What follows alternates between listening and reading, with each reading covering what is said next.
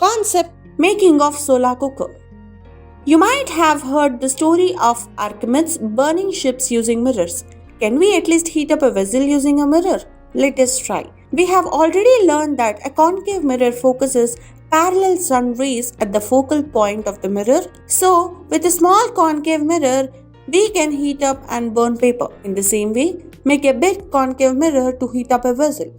Take a wooden or iron frame in the shape of a TV dish. Take 12 acrylic mirror sheets in the shape of isosceles triangles with a height equal to the radius of the dish antenna.